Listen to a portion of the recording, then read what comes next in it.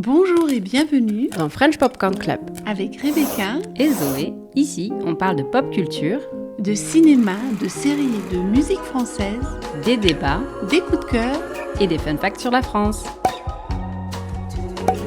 Bonjour et bienvenue dans un nouvel épisode de French Popcorn Club. Aujourd'hui, on va partager avec vous des régions en France qu'on aime beaucoup.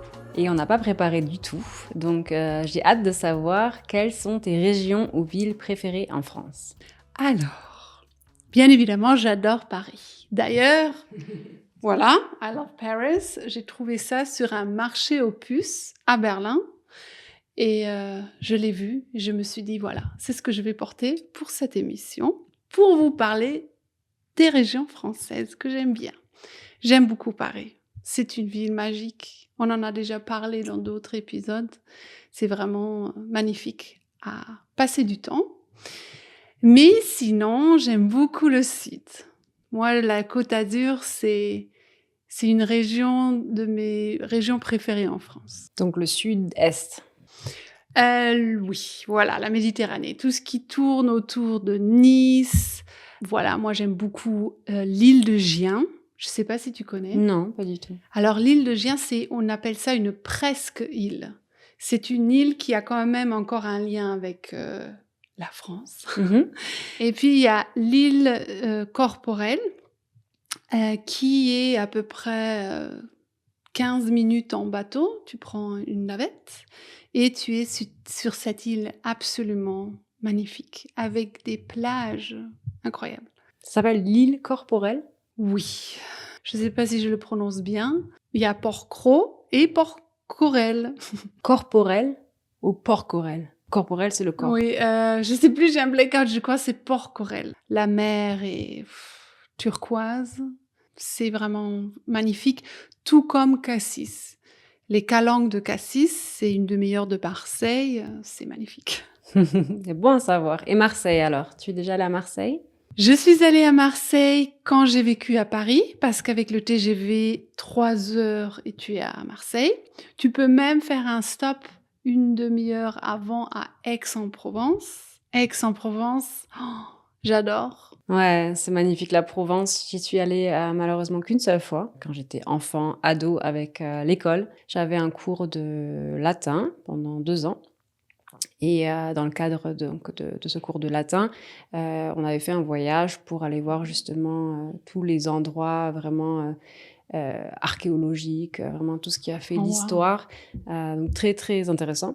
Et du coup, on devait faire un petit carnet sur la Provence, sur notre voyage-là. Et je me rappelle avoir fait des collages avec des fleurs de là-bas dans mon carnet et vraiment avoir décrit le paysage si coloré de la Provence. Donc, les champs de lavande, forcément, tout ça. Oui. Donc, magnifique, mais ça fait très, très longtemps. J'aimerais bien y retourner. Oui, c'est très joli. La Provence, c'est magnifique. À l'étranger, on pense souvent à la France. D'accord, la Côte d'Azur, Paris. Mais il y a d'autres régions magnifiques en France. Comme ma région. Raconte-nous. Alors, moi, je viens du sud-ouest, entre Toulouse et Bordeaux. Tout petit village. Il n'y a pas la mer, il n'y a pas tout ça. Il n'y a que des champs, beaucoup de vaches. On a grandi, donc, mes frères et moi, dans une ferme, dans un tout petit village. Et nos parents produisaient donc du fromage de chèvre, principalement. On avait des chèvres, des vaches, des chiens, des chats, des poulets. C'était très loin de la ville principale qui est Agen. Donc Agen, la spécialité, ce sont les pruneaux d'Agen, petites prunes séchées qui sont très humides. Je ne sais pas si tu as déjà goûté ça. Je ne sais pas si j'en ai déjà parlé ici d'ailleurs, des pruneaux d'Agen. Mon frère, qui coupe ce podcast d'ailleurs, il a pris part à un concours de crachage du noyau des pruneaux d'Agen. Donc, il fallait cracher le noyau le plus loin possible. Et donc, il y avait des prix à gagner. Donc, spécialité du coin. On était donc à 1 heure, en gros, 1h30 de Bordeaux et de Toulouse. Donc, j'ai visité Bordeaux aussi. Une magnifique ville. Vraiment, si on aime Paris, l'architecture est vraiment à peu près partout pareil, dans toute la ville de Paris. Et à Bordeaux, c'est à peu près la même chose. Donc, c'est une ville très en ordre. C'est pas comme Berlin où tu as vraiment un quartier qui est toujours complètement différent d'un autre. Donc Bordeaux, c'est très chouette. On dit aussi Bordeaux, c'est le petit Paris. Ah oui, bah, Lyon tu et vois. Bordeaux, c'est les petits Paris parce que ça ressemble beaucoup. D'accord, je savais pas. Donc ouais, très belle ville. C'est pas ma ville préférée, mais c'est une belle ville à visiter. Il y a la spécialité du coin, les cannelés, que j'adore, ou que j'adorais. J'en mange plus parce que c'est avec des œufs, mais ils sont magnifiques. J'adore la forme des cannelés. C'est délicieux. Ouais.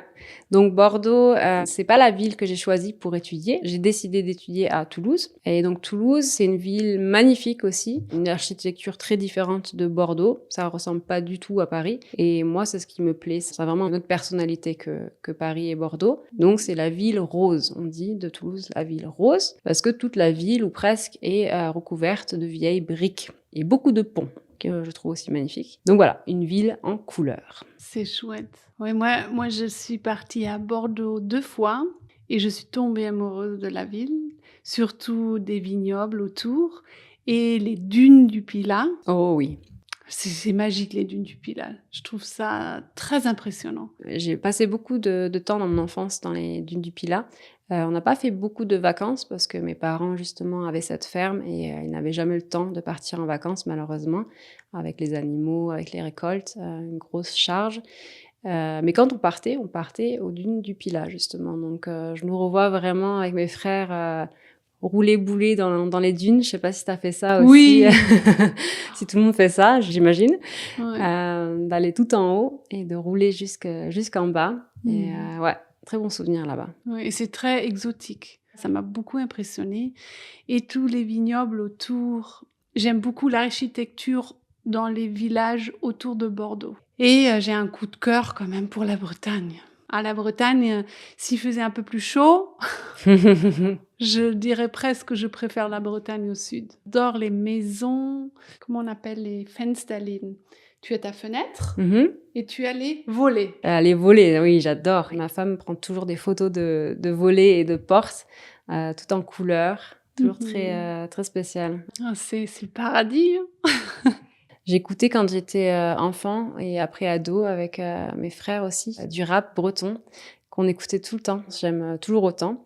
C'est du rap, donc pas forcément facile à comprendre et à écouter quand on parle pas le français en langue maternelle. Ça s'appelle Mano. Donc je vous recommande ça en termes de musique. Et donc c'était un groupe celtique, comme on dit, avec beaucoup de références sur la Bretagne, mais mixé avec du rap. Avec un peu des histoires de druides, un peu de magie. La Bretagne, c'est très mystique. Donc, je recommande, sur le côté musical, Mano. Oui, la Bretagne, c'est un coup de cœur. Après, il y a aussi la Normandie qui est très beau. Je connais pas beaucoup la Normandie. Moi, on m'avait fait découvrir des plats traditionnels de Normandie, je me rappelle, en tant qu'enfant. Je trouve ça un peu bizarre, mais on m'avait servi un camembert chaud qui se laissait ouvrir par la croûte.